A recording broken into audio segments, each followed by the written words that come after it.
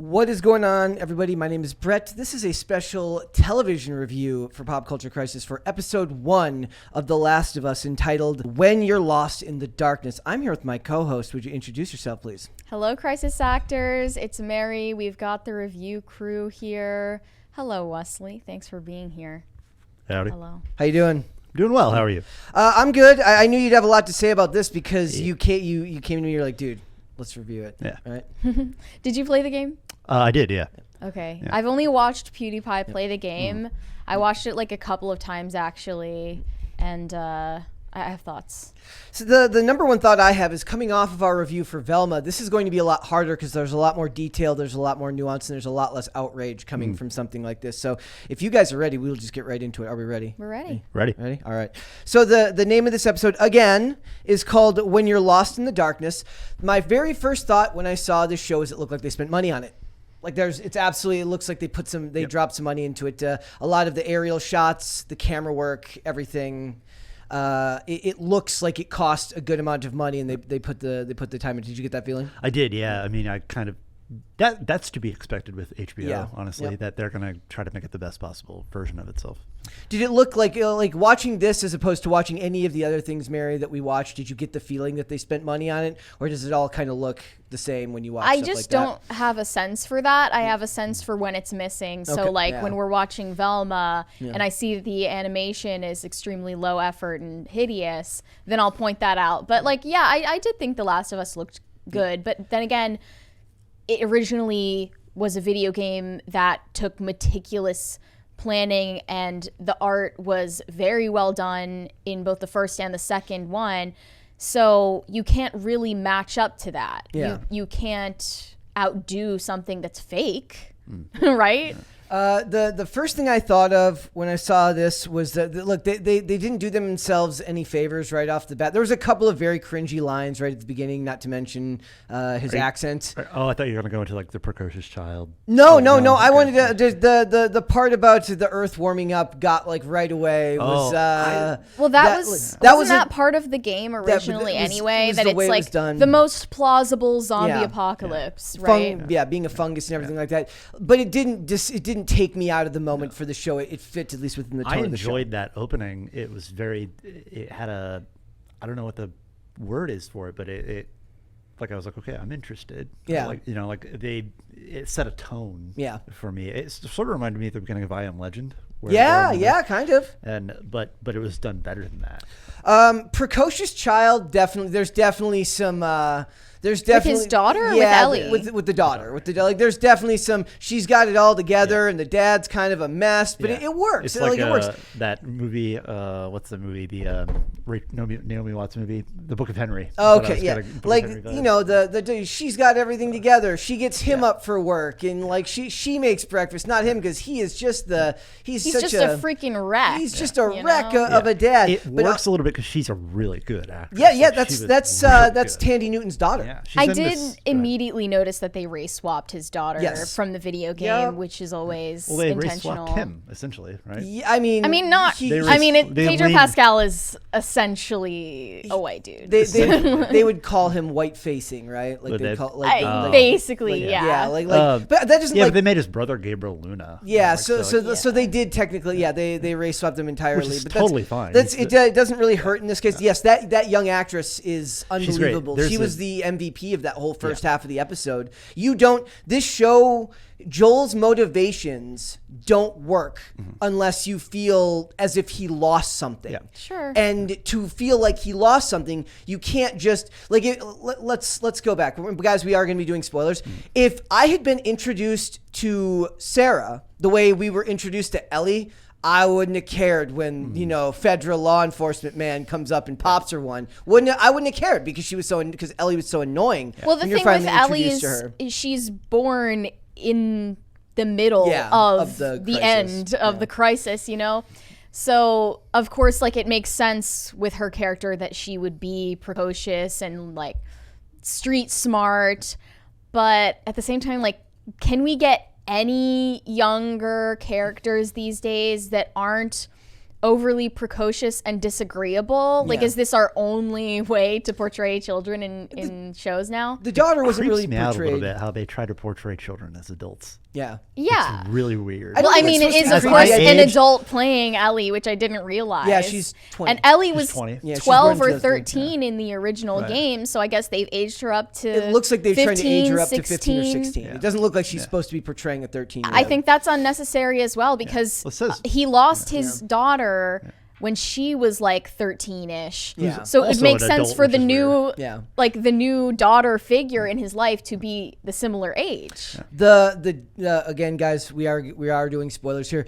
The death scene for Sarah was really, really well done. But before that, all of the tension that they do of them escaping town was some of the best storytelling via camera work that I've seen in a very, very long time. You feel frenetic. You feel as if you're running with them as they try to escape the city.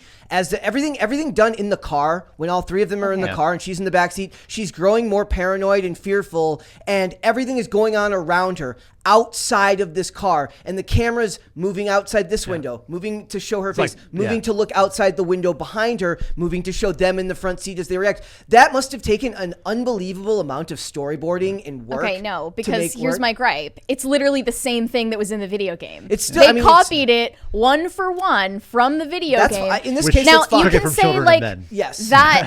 that quells the worries that they're going to discard all of the source material, which people hate. Yeah. But at the same time, like, is there any room for creativity at all when they've copied scene for scene basically what the beginning of the video game was like?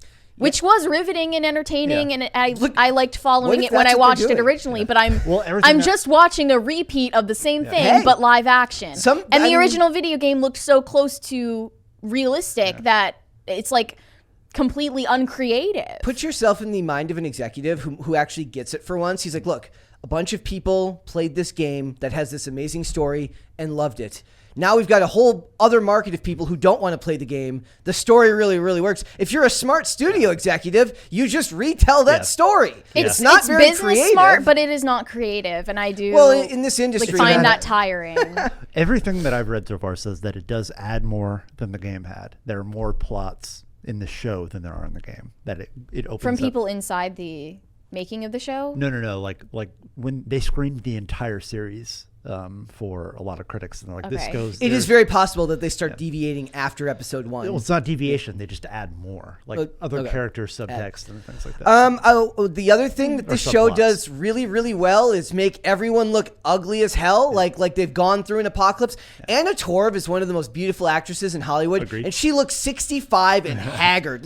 They do her dirty in this because look, Pedro Pascal is a handsome dude, and he comes out of this looking like he's been beaten to hell, but he's still ruggedly handsome. Everyone else, even Merle Danridge, the Firefly leader, like she's a beautiful woman, and all of these actresses look like crap. Yeah. Like on purpose. I mean, they're supposed to look like crap. They don't look like crap when they're not on the show, but they look like they've been through an apocalyptic a worldwide apocalyptic event. Yeah, where you don't have time to do your makeup. Yeah. Well, like they gave her gray hair.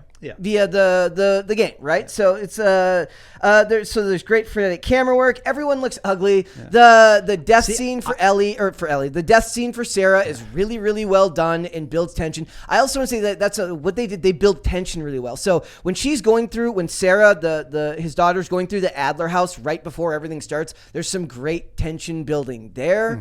There was there's a really cringy line earlier where the Mrs. Adler says 1 cross plus 3 nails equals 4 given, which is a bumper sticker that I've seen all over the Bible Belt, but no actual human being says that in the real world. That's how they talk in Texas. That's like, to me, what it is like, this is what like a Hollywood writer thinks that somebody who believes in religion or somebody who's religious talks. They've lived next to a lady who's really into religion, but they've never actually been in her house. Right. So but they saw a bumper sticker outside that lady's house one day. So like, she must talk like that in the real world.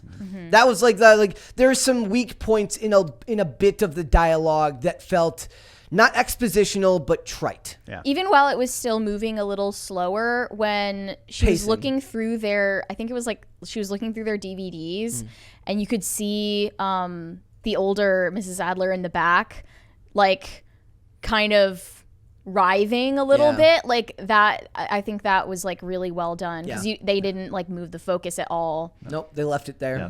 I wanted to like kind of counter you on one thing about the lack of creativity. The thing that stood out to me was for me, I didn't play the game until 2018, like when it was remastered. I believe that's when the remaster was.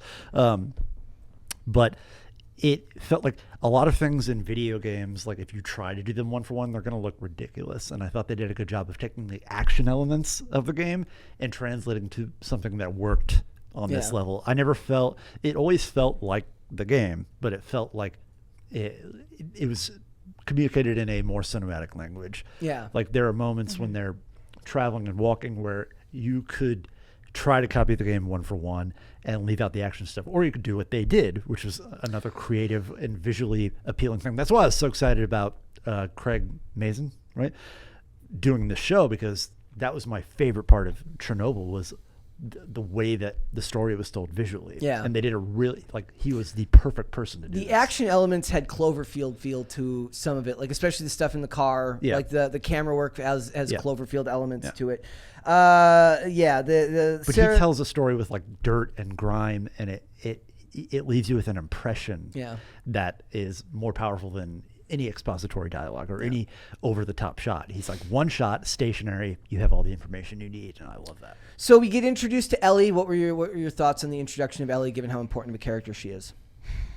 I think that Ellie was miscast. Yeah. I am not a fan of Bella Ramsey in this role. I don't want to be shallow, but she is not cute or endearing. Do you the way feel that like, the original Ellie was? Do you feel like her attitude would have come off different if she looked differently? Yeah. Yeah. I mean, I don't mean to sound superficial by saying that, but like that is how it was in the game. Yeah. And you're endeared to her over time a little more when you get to see her and Joel one-on-one.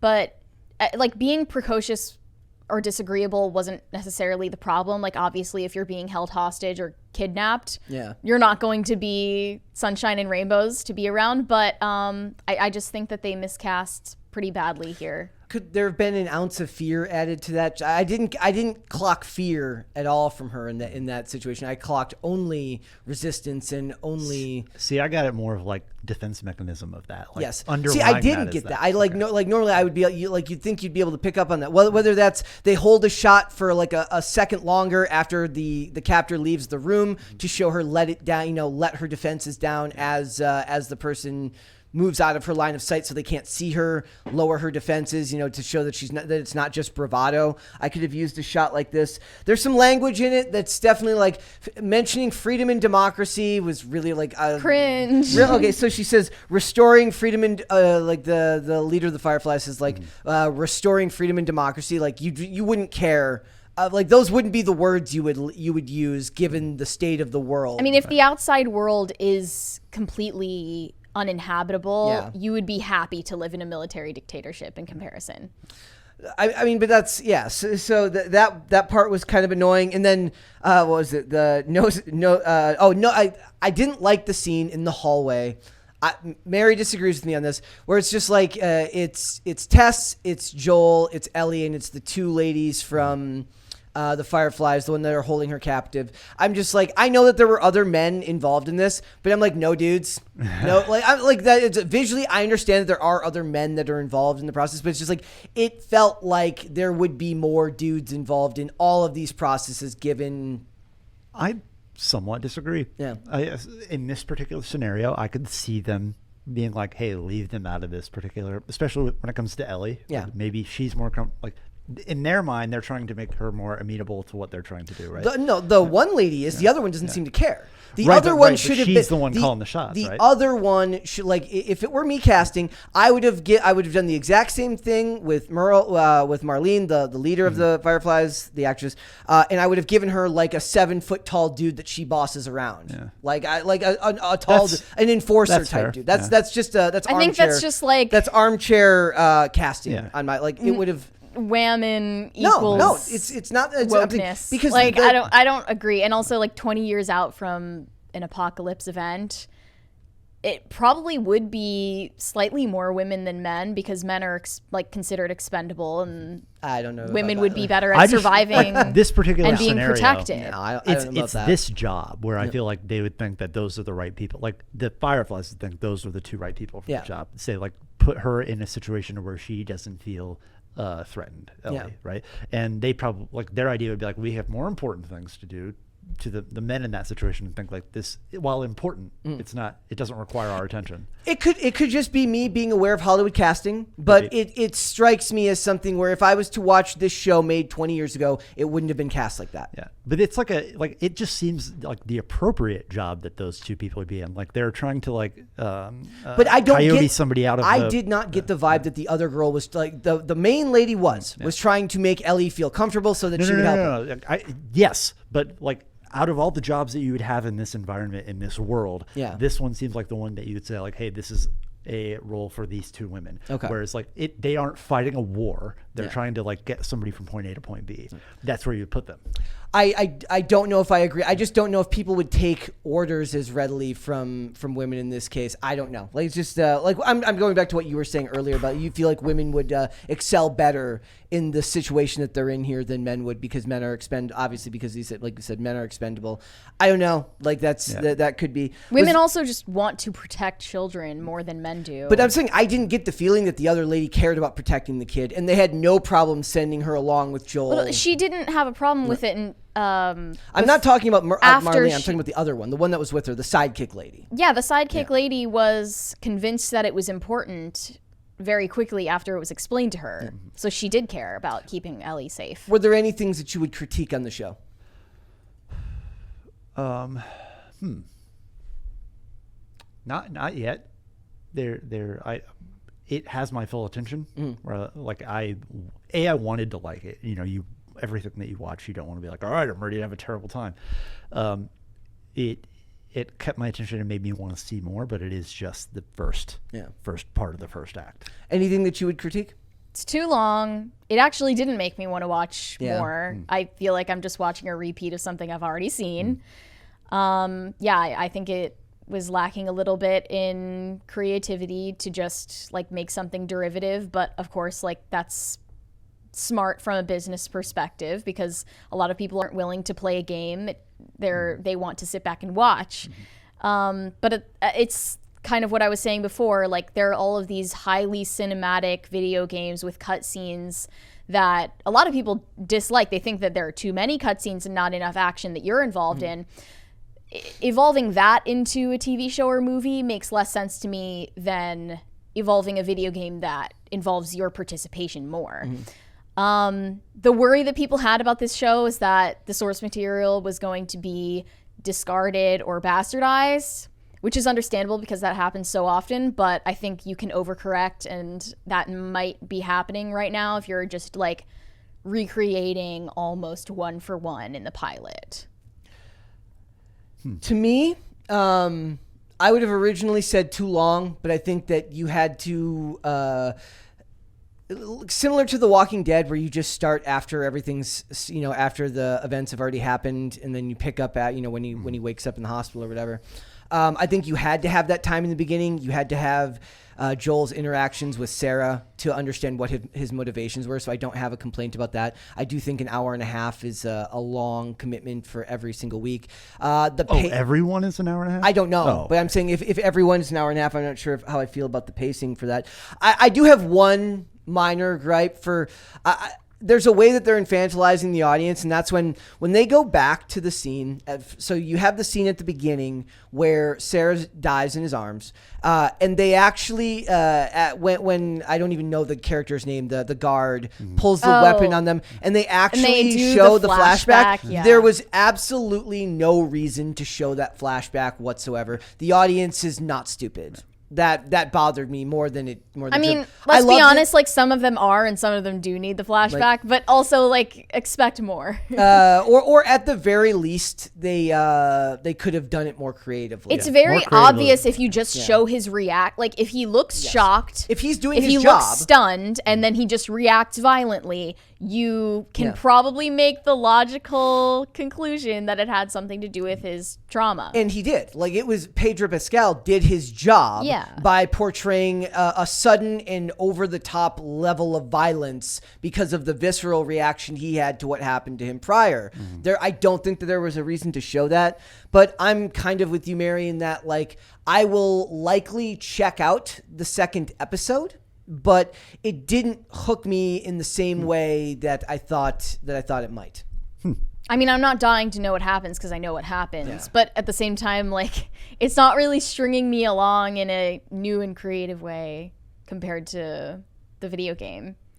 It could be that they shorten the episodes in episode from there on out, and if you get a tightly paced 55-minute to an hour episode every week, that could work.